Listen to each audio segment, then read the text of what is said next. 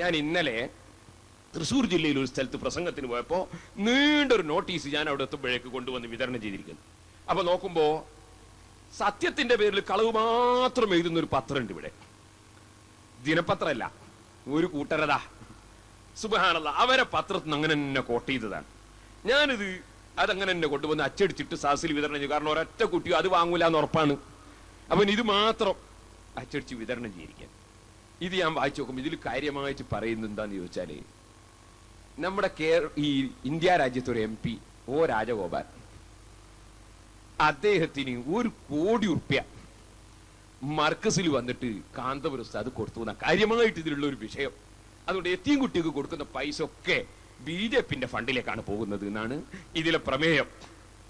അപ്പോ ഇത് കണ്ടപ്പോ ഞാനിങ്ങനെ മനസ്സിലാക്കി, ഇത് കണ്ടാൽ ലോകത്താരും വിശ്വസിക്കൂല എന്ന് ഉറപ്പാണ്. അല്ലെങ്കിൽ നമ്മക്കൊട്ട് പേടിയില്ല, ബേജാറില്ല.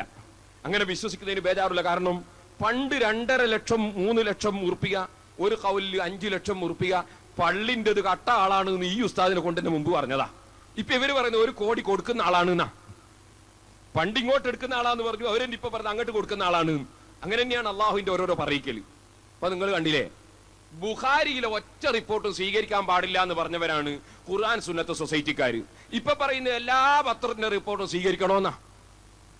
ബുഖാരിയുടെ റിപ്പോർട്ട് സ്വീകരിച്ചുകൂടാന്ന് പറഞ്ഞൊരു പ്രസ്ഥാനമാണ് ഖുർആൻ സുന്നത്ത് സൊസൈറ്റി. അതിന്റെ സ്ഥാപകനാണ് ഈ മൗലവി ചേകനൂർ എന്ന് പറയുന്ന ആള്. ചിലർക്കൊരു ധാരണ ഉണ്ട്, പഠിച്ചവനെ ഇനി മൗലവി ചേകനൂരിന്റെ പേരൊന്നും പറയാൻ പറ്റൂല. അങ്ങനെയൊന്നുമില്ല. ഫിറഔന്റെ ഹാമാന്റെ ഒക്കെ പേര് പറഞ്ഞ് നമുക്ക് അയാളെ പേരും പറഞ്ഞൂടെ. അപ്പോ ഞാൻ പറഞ്ഞു വന്നത്, ആ ഖുർആൻ സുന്നത്ത് സൊസൈറ്റിക്കാര് പറഞ്ഞ എന്തായിരുന്നു, ഇമാം ബുഖാരി ജൂതനാണ്, ജൂതന്മാരെ റിപ്പോർട്ടൊന്നും സ്വീകരിക്കാൻ പറ്റൂല എന്നാ പറഞ്ഞിരുന്നത്. ഇപ്പൊ എല്ലാ പത്രത്തിന്റെ റിപ്പോർട്ടും സ്വീകരിക്കാം എന്നല്ലേ അവര് പറയുന്നു. ഇങ്ങനെ അല്ലാഹു സുബ്ഹാനഹു വ തആല ഓരോരുത്തരെ കൊണ്ടും പലതും പറയിക്കലുണ്ട്. അതിൽപ്പെട്ട ഒന്നാണ് 5 ലക്ഷം എടുത്തു എന്ന് പറഞ്ഞവർ തന്നെ ഇപ്പൊ പറയുന്നത് 1 കോടി കൊടുക്കുക ചെയ്തത്. അത് ലോകത്താരും വിശ്വസിക്കൂല, നമുക്കറിയാം. അതുകൊണ്ട് മർക്കസിന് 5 പൈസ കുറഞ്ഞും പോവില്ല, അവരെ പറച്ചലുകൊണ്ട്. പക്ഷേ ഞാൻ ചിന്തിക്കുന്നത് അതല്ല. ഇത് എഴുതി കാണുമ്പോ, ഇത് എഴുതിയത് സുബ്ഹാനല്ലാഹ് മുസ്ലിമീങ്ങളെ പേര് തന്നെ തലേ കെട്ടിട്ടുന്നവരുണ്ട് ആ കൂട്ടത്തില്. ഈ എഴുതിയത് രാജഗോപാലം വായിക്കൂല, ഇത് മലയാളത്തിലല്ലേ ഇതുള്ളത്. അയാൾ ഇങ്ങനെ ചിന്തിക്കൂല, പഠിച്ചവനെ ഈ മുസ്ലിം സമുദായത്തിലെ പണ്ഡിതന്മാര്, മുസ്ലിം സമുദായത്തിന്റെ ഓരോ വിഭാഗത്തിന്റെ നേതാക്കള് ഈ നിലക്ക് പച്ചക്കള്ളം പറയുന്നവരാണെങ്കിൽ ഈ ഇസ്ലാം എന്ന് പറഞ്ഞാൽ ഇങ്ങനെ കള്ളം പറയുന്നതിന് അംഗീകാരം കൊടുക്കുന്ന ഒരു പ്രസ്ഥാനമാണോ എന്ന് ഈ രാജഗോപാല് ചിന്തിക്കൂലേ? ബാക്കിയുള്ളവർക്ക് അവിടെ കട്ടെ, അയാൾക്കറിയോല്ലോ എന്താ നടന്നത്. അയാൾക്കറിയില്ലേ ഇത് കളവാണ്. അയാള് തെറ്റിദ്ധരിക്കില്ലേ നമ്മളെ മതത്തെ? മറ്റുള്ളവരൊക്കെ മാറ്റി നിർത്തും. നമ്മുടെ സുന്ദരമായ ഇസ്ലാം മതത്തെ രാജഗോപാല് തെറ്റിദ്ധരിക്കില്ലേ? അതുപോലെ വാജ്പേയി തെറ്റിദ്ധരിക്കുകയില്ലേ? ഈ എഴുതുന്നവർക്ക് ബുദ്ധിയില്ലേന്നാ ഞാൻ ചോദിക്കുന്നത്. ഇസ്ലാം മതത്തെ മറ്റൊരാശയക്കാരുടെ മുമ്പിൽ യഥാർത്ഥത്തിൽ തെറ്റിദ്ധരിപ്പിക്കുന്ന വല്ല വാചകങ്ങളും പ്രവർത്തികളും മുസ്ലിമീങ്ങളിൽ നിന്നുണ്ടാകാൻ പാടുണ്ടോ? പരിശുദ്ധ ഖുർആൻ നിങ്ങളൊരു കരാർ നടത്തിയാൽ ആ കരാർ ലംഘിക്കരുത് എന്ന് പറഞ്ഞു. എന്താ കാരണം പറഞ്ഞത്? ഫതസില്ല ഖദമുൻ, നിങ്ങൾ കരാർ ലംഘിച്ചാൽ നിങ്ങളുടെ പ്രസ്ഥാനത്തിന്റെ പ്രസക്തി നശിച്ചു പോകും. നിങ്ങളെ ഇസ്ലാം അതൊരു സുന്ദരമായ ആശയമാണ്. ആ ആശയത്തെ ലോകത്ത് ഒരു വിഭാഗത്തിന്റെ മുന്നിലും തെറ്റിദ്ധരിപ്പിക്കുന്ന വാക്കുകളും പ്രവർത്തികളും ചെയ്യരുത് എന്ന് ഖുർആൻ അടിക്കടി നമ്മെ ഉപദേശിച്ചില്ലേ?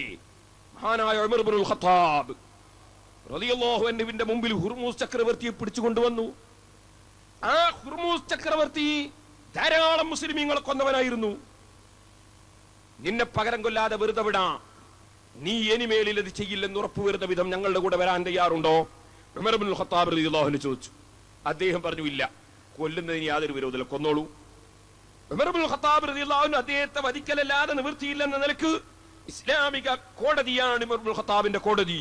കോടതി വിധിച്ചു, ഈ ധാരാളം ജനങ്ങളെ കൊല്ലുന്ന ഈ മനുഷ്യനെ കൊല്ലാതെ നിവൃത്തിയില്ല. വധിക്കാൻ വിധിച്ചപ്പോ ഇയാൾ ചോദിച്ചു, 1 ഗ്ലാസ് വെള്ളം കുടിക്കാൻ തരുമോ? മറേ തരാം. 1 ഗ്ലാസ് വെള്ളം കൊടുത്തു. വെള്ളം കൊടുത്തപ്പോ ചോദിച്ചു, ഈ വെള്ളം കുടിച്ചു തീരുന്നത് വരെ എനിക്ക് ജീവിക്കാൻ നീ സമ്മതം തന്നോ? കുടിച്ചു കഴിഞ്ഞാലേ കൊല്ലുള്ളൂ, അത്രേ കൊല്ലുകയുള്ളൂ എന്ന് പറഞ്ഞപ്പോ വെള്ളവും പാത്രവും കയ്യിൽ പിടിച്ച ഹുർമൂസ് വെള്ളം പൂർണ്ണമായി നിലത്തൊഴിച്ചു കളഞ്ഞു.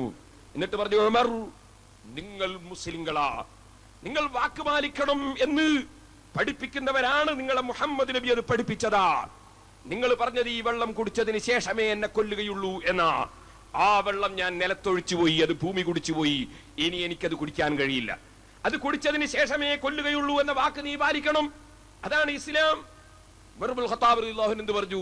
അദ്ദേഹത്തെ അഴിച്ചു വെറുതെ വിട്ടേന്ന് പറഞ്ഞു. അദ്ദേഹത്തെ കൊല്ലണ്ട, വാക്ക് പാലിക്കണം, അഴിച്ചു വിട്ടേന്ന് പറഞ്ഞു. ഇത് പറഞ്ഞപ്പോൾ ഹുർമൂസ് ഇറങ്ങിപ്പോയി. ഹുർമൂസ് അപ്പുറത്ത് പോയി നന്നായി കുളിച്ച് വൃത്തിയായി നല്ല വസ്ത്രം ധരിച്ചു വന്നിട്ട് പറഞ്ഞു, അശ്ഹദു അല്ലാ ഇലാഹ ഇല്ലല്ലാഹ് അശ്ഹദു അന്ന മുഹമ്മദർ റസൂലുള്ളാഹ്. വിശ്വസിക്കുന്ന ആശയം, പഠിച്ച ആശയം, അംഗീകരിച്ച് പ്രവർത്തിക്കുന്ന ഒരു നേതൃത്വവും അതിനനുസരിച്ചുള്ള അനുയായികളുമുള്ള പ്രസ്ഥാനത്തിൽ മെമ്പറായി ചേരുന്നതിൽ ഞാനും അഭിമാനം കൊള്ളുന്നു. അശ്ഹദു അല്ലാ ഇലാഹ ഇല്ലല്ലാഹ് അശ്ഹദു അന്ന മുഹമ്മദർ റസൂലുള്ളാഹ്. ഇവിടെ നിങ്ങൾ ചിന്തിക്കൂ, ധാരാളം മുസ്ലിങ്ങളെ കൊന്നതിന്റെ പേരിൽ ഹുർമൂസിനോട് അങ്ങേയറ്റത്തെ മാനസികമായ വികാരം ഉമർ ഇബ്നുൽ ഖത്താബ് റളിയല്ലാഹു അൻഹുവിനുണ്ട്, അനുയായികൾക്കുണ്ട്. പക്ഷേ ഇസ്ലാമിന്റെ ആദർശത്തിന് വില കൽപ്പിച്ചതുകൊണ്ട് ഹുർമൂസ് ചക്രവർത്തി നന്നായി പോയില്ലേ, അവൻ ഇസ്ലാമിലേക്ക് വന്നില്ലേ? ഇതല്ലേ നമ്മുടെ സമീപനം വേണ്ടത്? അതിന് പകരം ഏത് വ്യക്തികളുടെ മുമ്പിലും ഇവർ ഒരു നെറികെട്ട സമൂഹമാണ്, ഇവരെന്ത് കളവും പറയുന്നവരാണ്, ഏത് ആരോപണവും ഉന്നയിക്കുന്നവരാണ്, ഇവർക്ക് സത്യബോധമില്ലാത്തൊരു സമൂഹമാണ് എന്ന് നമ്മുടെ സമുദായത്തെ സംബന്ധിച്ച് മറ്റുള്ളവർ തെറ്റിദ്ധരിക്കാൻ ഈ ഒരു കോടിയും മറ്റും ആരോപണങ്ങൾ ഉന്നയിക്കുന്ന സർവ കക്ഷികളും കാരണക്കാരല്ലേ? പടച്ചവന്റെ കോടതിയിൽ അവരെന്ത് മറുപടി പറയുമെന്നാണ് ഞാൻ ചോദിക്കുന്നത്. എന്തും ആരോപണം പറയല. ലാ യജ്രിമന്നകും സനആനു ഖൗമിൻ അലാ അല്ലാ തഅദിലു. നിങ്ങൾക്ക് വൈരാഗ്യമുണ്ടോ ഞങ്ങളുടെ പേരിൽ? നിങ്ങൾ കുറെ കുറ്റം പറഞ്ഞോളൂ, നിങ്ങൾ വേണമെങ്കിൽ കല്ലെടുത്തെറിഞ്ഞോളൂ. ഇസ്ലാമിനെ എന്തിന് തെറ്റിദ്ധരിപ്പിക്കണം? ഇസ്ലാമിനെ നിങ്ങൾ എന്തിന് തെറ്റിദ്ധരിപ്പിക്കണം? മുസ്ലിങ്ങളെ എന്തിന് തെറ്റിദ്ധരിപ്പിക്കണം? ഇസ്ലാമിന്റെ പേരിൽ പ്രവർത്തിക്കുന്ന കുറെ കക്ഷികൾ ഒരിക്കലും ഹിന്ദുമതക്കാരോ ക്രിസ്ത്യാനികളോ മറ്റേതെങ്കിലും കക്ഷികളോ ഈ നെറികേടിന് പോയതായി നാം കാണുന്നില്ല. ഇസ്ലാമിന്റെ പേരിൽ ഇസ്ലാമിനെ നശിപ്പിക്കാൻ ഇറങ്ങിയ ഒരു വിഭാഗം. ഞാൻ കക്ഷികളുടെ പേരൊന്നും പറയുന്നില്ല. ഇവിടെ വെറുതെ ആരോപണങ്ങൾ പറഞ്ഞുണ്ടാക്കുക. എന്തിന്? എന്റെ ആവശ്യത്തിന്? മൗലവി ചേകനൂരിനെ കാണാതെയായി, അതെല്ലാവർക്കും അറിയുന്ന കാര്യമാണ്. കാണുന്നില്ല. ആ വിഷയത്തിൽ അന്വേഷണം നടത്തേണ്ടവർ അന്വേഷണം നടത്തുന്നു. ആ അന്വേഷണത്തിൽ പിൻവാതിലിലൂടെ നമ്മുടെ നേതാക്കൾ ബന്ധപ്പെട്ടു എന്ന് ഇവര് പറയുമ്പോ ഇവരെന്നാ കുറച്ച് ബുദ്ധി ഇവർക്ക് വേണ്ടേ? അന്വേഷിക്കുന്നവർക്ക് അറിയില്ലേ അങ്ങനെ ബന്ധപ്പെട്ടിട്ടില്ല? ഇവർക്ക് കുറച്ച് ബുദ്ധി വേണ്ടേ? എന്നിട്ട് ആരോപണം ഉന്നയിച്ച് ജനങ്ങളെ മനസ്സിൽ ആശയക്കുഴപ്പം സൃഷ്ടിക്കുന്നു. എന്താവശ്യത്തിന്? ഇവിടെ ഉദ്യോഗസ്ഥന്മാർ ബുദ്ധിയുള്ളവരാണ്, അറിവുള്ളവരാണ്. അവർക്കറിയാം ഒരു കേസ് എങ്ങനെ അന്വേഷിക്കണം, എങ്ങനെ തെളിവെടുപ്പ് നടത്തണം. അവർ അവരുടെ റൂട്ടിൽ പോകുന്നു. അതിന് മറ്റുള്ള ആളുകൾ എന്തിന് കുറെ ആരോപണങ്ങൾ വെച്ച് കെട്ടി നിരപരാധികളായ പണ്ഡിതന്മാരുടെയും സ്ഥാപനങ്ങളുടെയും പേരിൽ പറയണം? ഒരാൾ എന്നോട് ചോദിച്ചു ദുബായിന്ന്, ഈ ഒരു പണ്ഡിതന്റെ ശിഷ്യനായാൽ അയാളെ പണ്ഡിതൻ പറയുമ്പോൾ തന്നെയല്ലേ നടക്കുക എന്ന് ചോദിച്ചു. ഞാൻ പറഞ്ഞു ചിലർ അങ്ങനെ അല്ലാതെ ഉണ്ടാവും എന്ന് പറഞ്ഞു. അതെന്താന്ന് ചോദിച്ചു. ഞാൻ പറഞ്ഞു നിങ്ങൾ കണ്ടില്ല ചേകനൂരിനെ, അയാൾ ഉസ്താദാണ്, മർഹൂം കണ്യത്ത് ഉസ്താദ് നവറല്ലാഹു മർഖദഹു, കണ്യത്ത് അഹമ്മദ് മുസ്ലിയാർ നവറല്ലാഹു മർഖദഹു, ബഹുമാനപ്പെട്ടവരുടെ ശിഷ്യനാണ് ചേകനൂർ മൗലവി. മർഹൂം കൈപ്പറ്റ വീരാൻകുട്ടി മുസ്ലിയാരുടെ ശിഷ്യനാണ് ചേകനൂർ മൗലവി. പക്ഷേ ഉസ്താദുമാര് പറയുന്ന ഉപദേശമൊന്നും അയാൾ സ്വീകരിച്ചില്ല. അങ്ങനെ ഒരു ശിഷ്യനുണ്ടായി. അതിൽ ഏറ്റവും വലിയ തെളിവാണ് ചേകനൂർ ഉണ്ടായി എന്നുള്ളത് തന്നെ. അതുപോലെ കെ എം മൗലവി ഉണ്ടായി, അദ്ദേഹം ഉസ്താദിന്റെ ഉപദേശം സ്വീകരിച്ചില്ല. ഉമർ മൗലവി ഉണ്ടായി. അങ്ങനെ എത്ര മൗലവിമാരുണ്ടായി. ഈ അടുത്ത് നിങ്ങൾ കണ്ടില്ലേ, ഒരാള് ഫൈസിയാണ് എന്ന് പറഞ്ഞു രംഗത്ത് വന്ന്, ഒരു മുജാഹിദ്. ഉസ്താദുമാര് പറയും പോലെ സ്വീകരിച്ചില്ല, മുജാഹിദായി. വേറെ ഒരാൾ ജമാഅത്ത് ഇസ്ലാമിയായി, വേറൊരുത്തൻ ഖാദിയാനിയായി. അങ്ങനെ എത്ര കക്ഷികളുണ്ട് ഉസ്താദ് പറയും പോലെ കേൾക്കാത്തവര്. എന്തിനു പറയണം? ആദം നബി അലൈഹി ഇസ്ലാമിന്റെ ശിഷ്യനായിരുന്നില്ലേ ഖാബീല്? പക്ഷേ സ്വീകരിച്ചില്ല. ഹാബീൽ സ്വീകരിച്ചു, ഖാബീൽ സ്വീകരിച്ചില്ല. അപ്പൊ ഒരാളുടെ ശിഷ്യനായത് കൊണ്ട് പറയും പോലെ സ്വീകരിച്ചു കൊള്ളണം എന്നുണ്ടോ? അല്ലെങ്കിൽ ഏതോ ഒരു ശിഷ്യൻ, സുബ്ഹാനല്ലാഹ്, അതുകൊണ്ട് ഏതോ ശിഷ്യൻ തെറ്റിയതോ ഇല്ലേ നമുക്കറിയില്ല കേട്ടോ. അത് മറ്റൊന്നാണ് ഞാൻ പറഞ്ഞു വരുന്നത്. ഒരു പൊതുതത്വം നാം മനസ്സിലാക്കാനാണ്. അസ്റഫുൽ ഖൽഖ് മുഹമ്മദുർ റസൂലുള്ളാഹി റസൂലുള്ളാഹി സ്വല്ലല്ലാഹു അലൈഹി വസല്ലം തങ്ങൾ ഉസാമ റളിയല്ലാഹു അൻഹുവിനെയും സൈന്യത്തെയും ഇസ്ലാമിന്റെ പ്രതിരോധത്തിന് വേണ്ടി പറഞ്ഞയച്ചു. ആരെയും ആക്രമിച്ചുകൊണ്ട് ഇസ്ലാം യുദ്ധം നടത്തിയിട്ടില്ല. ആ ഉസാമ റളിയല്ലാഹു അൻഹു യുദ്ധം നടത്തുന്നതിനിടയിൽ ഒരാൾ അദ്ദേഹം ഒരുപാട് മുസ്ലിമീങ്ങളെ ഉസാമ റളിയല്ലാഹു അൻഹുവിന്റെ മുമ്പിൽ വെച്ച് അരിഞ്ഞു വീഴ്ത്തുകയാണ്. ആ അരിഞ്ഞു വീഴ്ത്തിയ മനുഷ്യനെ പ്രതിരോധിക്കാൻ ഉസാമ റളിയല്ലാഹു അൻഹു ചെന്ന് വാളുയർത്തി. ഉടനെ ഇയാൾ പറഞ്ഞു ലാ ഇലാഹ ഇല്ലല്ലാഹ്. ഉസാമ റളിയല്ലാഹു അൻഹു കൊടുത്തൊരൊറ്റ വെട്ട്. ആ വിവരം അഷ്റഫുൽ ഖൽഖ് സല്ലല്ലാഹു അലൈഹി വസല്ലം തങ്ങളോട് വന്ന് പറഞ്ഞു. റസൂലുള്ളാഹി ചോദിച്ചു, ഉസാമ റളിയല്ലാഹു അൻഹുവിനെ വിളിച്ചിട്ട്, ഉസാമ ലാ ഇലാഹ ഇല്ലല്ലാഹ് എന്ന് പറഞ്ഞ ആ വ്യക്തിയെ നീ കൊന്നു.